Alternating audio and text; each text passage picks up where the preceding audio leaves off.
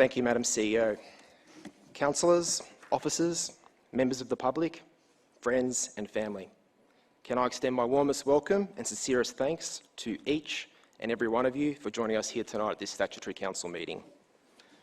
We are meeting tonight on country for which the members and elders of the Wurundjeri Woiwurrung people and their forebears have been custodians for many hundreds of centuries. The Wurundjeri Woiwurrung people, which include the Gunnerwil and Bullock clan, are the traditional custodians of this land, and on behalf of Council, I pay our deep personal respects to their existing family members, including Daniel Ross from the Wurundjeri Woiwurrung Heritage Aboriginal Corporation, who has graciously welcomed us to country here tonight. I pay our respects to their elders, both past and present, the elders from other communities who are here today. I acknowledge their survival as the oldest living culture on this earth, their kinship of the waters, land and the sky, and their generosity in sharing this with the many people from around the world that now call this city home. Joining us tonight, we have a number of former mayors and councillors. Can I make mention of Casey Nunn, OAM, who I believe is in the audience, and also Jeff Porter as well. It's great to have you here tonight, back home with your Hume family. And Drew Jessup as well, who is also here. Great to have you here, Drew. It's an incredible honour to have been chosen tonight to serve as Mayor of this council for the forthcoming year. Had you said to me 8 years ago that in a year's time I would run and be elected to council, I wouldn't have thought you were being serious. Had I heard that just 3 years after that I will be Deputy Mayor, I wouldn't have believed you. And had you said to me 7 years later I'd be Mayor, I probably would have laughed you out of the room. But here I am. I know tonight that there are some in this chamber who perhaps didn't agree with this outcome, and that's okay. I respect those differences of opinion, and I promise to work with each and every one of you to build trust so that we can continue to deliver outcomes for our community. Being Mayor tonight is not something that happens on its own. I wanted to thank my colleagues tonight who have supported this and recognise the work and effort of our previous mayors over the past 5 years, both Councillor Howell and Councillor Moore. I know I'm standing on the shoulders of a lot of the reformative work which you both have led, along with this councillor group, and I'm looking forward to raising the bar once again for the next council that comes after us. My family roots run deep in this community. For almost 50 years, from the 1970s until today, there's not a suburb on this side of town that my family hasn't lived in. I've got cousins who live in Craigieburn, aunties and uncles in Roxburgh Park, siblings in Broadmeadows, and parents and cousins in Gladstone Park and Tullamarine. I spent a lot of my childhood with family on this side of town and have spent almost all of my adult life living here between Craigieburn, Roxburgh Park, Greenvale and Gladstone Park. I'm so grateful for everything this community has provided for myself and for my family. My Uncle Harry was the first of my father's side to arrive here in Australia in the early 1970s. He came as a political refugee with his wife and son. They had just $7 to their name, a suitcase, and slept on a rug on the floor. But they set themselves up. He worked for Paran and Stonington Council for over 40 years, and maybe that's where I get my love of local government from.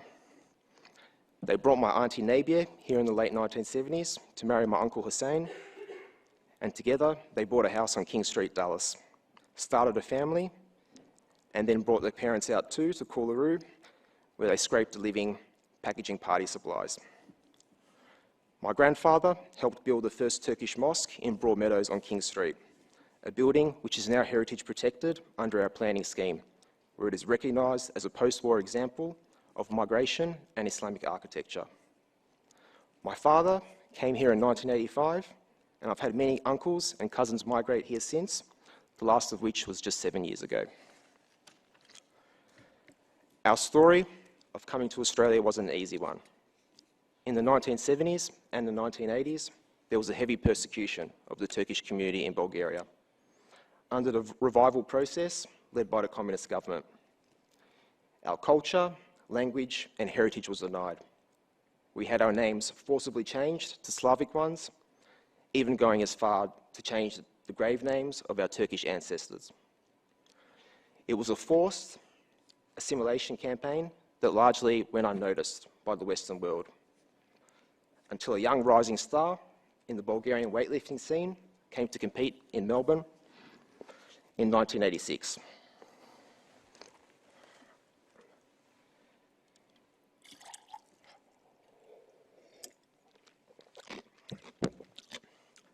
His name was Naim Suleimanoglu, and with the help of our family and from the Bulgarian-Turkish community here, he escaped his communist handlers, went into hiding, and then defected to Turkey, where he later became a multiple Olympic gold medalist and received recognition as the greatest weightlifter to have ever lived. His defection drew global attention to the horrors occurring behind the Iron Curtain in Bulgaria, leading to the opening of borders and the largest forced migration since World War II, as our Bulgarian-Turkish community escaped. Just 5 years later, I was born. And who do my parents name me after? I think you understand where this is going. I tell this story because these are the stories I grew up listening to. My mother's family, like my father's, came to Australia fleeing persecution. They came to South Australia in the 1830s, hoping to keep their old Lutheran religion alive. They settled in the Adelaide Hills and founded a German town called Hundorf. My great-great-grandfather's name, Gottfried Don't, is still listed as one of the 26 founding families on the Pioneer Monument. They stayed and grew to love this country. I had aunties and uncles that fought and nursed for Australia in both World Wars and at Gallipoli.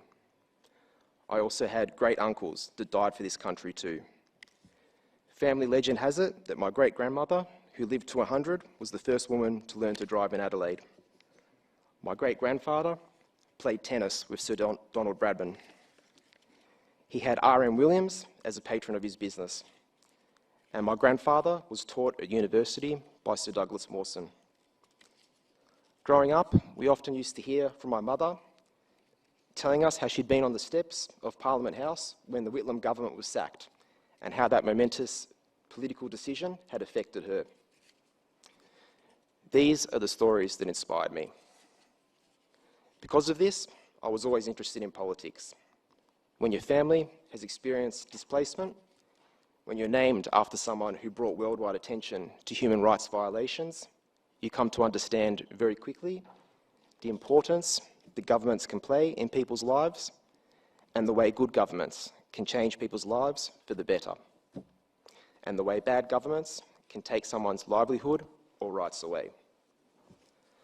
I say this tonight because as Mayor for the next year, I want our community and our council group to know that I will always lead this council to good governance first, to ensure that our people are at the forefront of every decision we make, and that in every decision we make, we will do it looking to improve people's lives and to ensure those who are most in need are never left behind.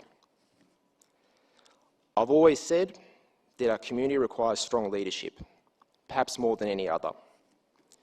Our municipality is among one of the fastest growing in the nation, currently at 260,000 residents and hurtling towards 390,000 by 2040. This will place an increasing demand on services and infrastructure.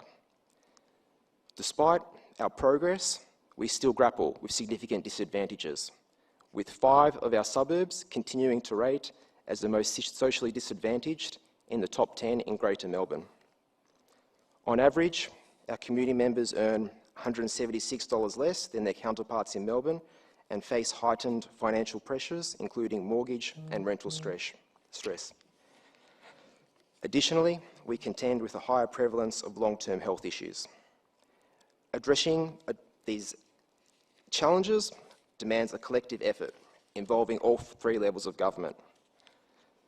This underscores the critical role that leaders play in our community and being an advocate for it, and that's a commitment and pledge I intend to uphold. Enhancing livability for all Hume residents will be a key objective of mine as Mayor, and I want to make sure everyone feels welcome and proud of the unique part of the world they live in Hume. We have growing suburbs, including those undergoing change and renewal, To ensure we can support all those communities to thrive, I look forward to supporting the development of local area plans. These local area plans mean that Council will look at the different needs of the unique areas that make up Hume, ensuring we tap into the great local knowledge of our communities and don't apply a one-size-fits-all approach. I'll work with Council to ensure we provide the right support for our communities that suit their history, context and needs. The 2022-23 year has been a tremendous year, and I wanted to acknowledge our outgoing Mayor and Deputy Mayor in that regard. Together with this Council group, we achieved a record spend of $100 million, supporting local businesses, sports clubs and community groups, along with the approval of 1,000 planning permits and 3,000 new homes. Looking ahead, we'll continue to fulfil our Council Plan 21-25 goals.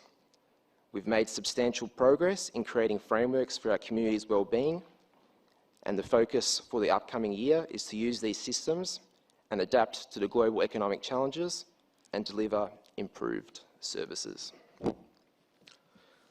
Next year, we've budgeted for $128 million in new community facilities, roads, footpaths, parks and reserves, with over $600 million planned over the next 4 years, generating hundreds of local jobs for our community. We'll advocate for better roads, public transport, schools and healthcare, keeping up with the growth our city is experiencing, which is expected to welcome over 70,000 new residents in the next decade.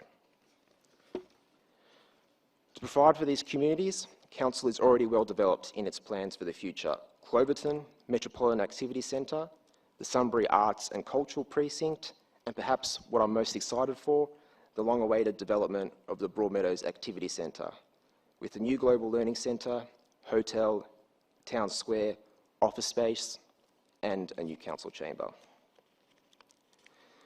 This year, I'll be supporting the work reforms which this council has started around improving capital works delivery and customer service, but also expanding to see what can be done to improve how our building team works and what is needed to support that area of council.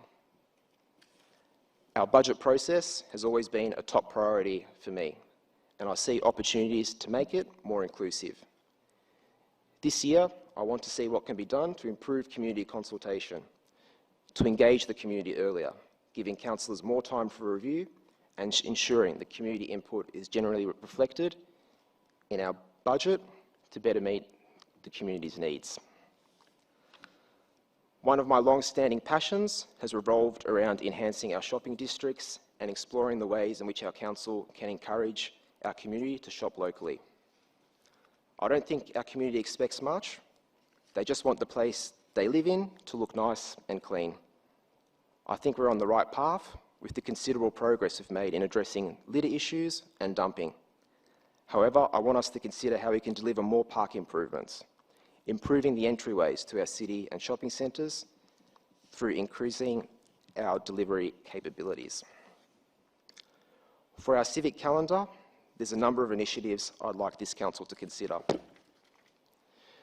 2024 marks the 20th anniversary of the Hume Citizens' Bill of Rights, the first in Australia, beating the ACT by 6 months. I'd like to see how we can celebrate this milestone, showcase this council's progressive stance on human rights, and use the anniversary to advocate for the unmet needs of our community. The councillor group is probably tired of hearing it from me, but the Broadmeadows and Hume City have a strong connection with the Anzac story.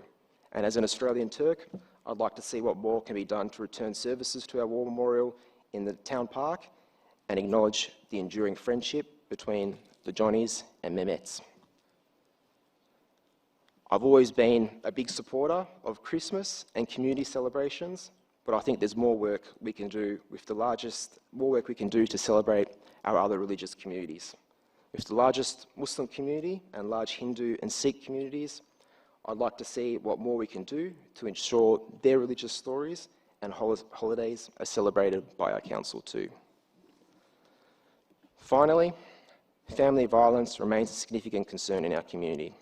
I'm determined to explore additional actions our council can take to address this issue, increase awareness and fundraise for those in need.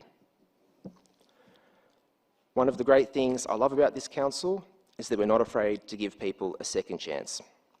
It's embedded in our approaches and practices and the way we ask our officers to interact with our community. It's also embedded in the way that we deal with each other. I don't think there isn't a person here who hasn't made a mistake, and this council has never been one to let that hold someone back from stepping up and leading, and I'm no different. I know things have happened in the past that I'm not proud of. I was sorry. I know it affected my colleagues here, and I apologised. I've tried to put my best foot forward every day, and I've been proud to work on those relationships and repair them on a personal and professional level. I didn't want to seek office for a second term, but the community wanted me to run, and I was given a second chance. And I hope, in coming to the mayoral chair tonight, that I get that same opportunity to prove myself. I know the year ahead will be filled with challenges. As in any election year, there will be competing priorities and challenges. There will be competition to be heard. I want to promise to all of you that I will have respect for each and every one of you. And I hope in the same way I can have that respect back.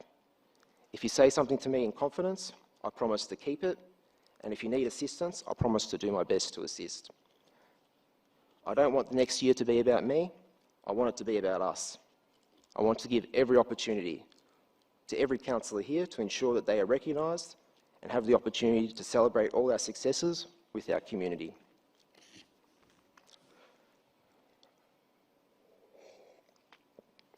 They say it takes a village to raise a child.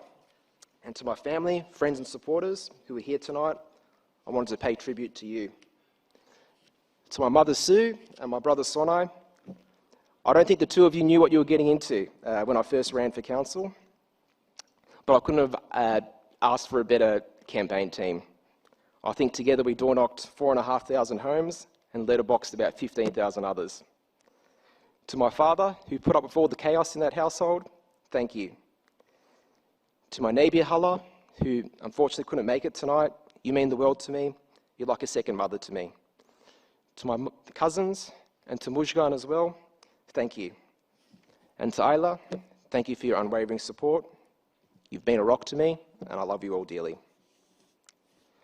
To our Chief Executive, Sheena Frost, the Executive Management Team and Council staff, I'm looking forward to working with you together to deliver for our residents. I know the next 2 months will be a busy one, with carols by candlelight and Christmas in Hume celebrations.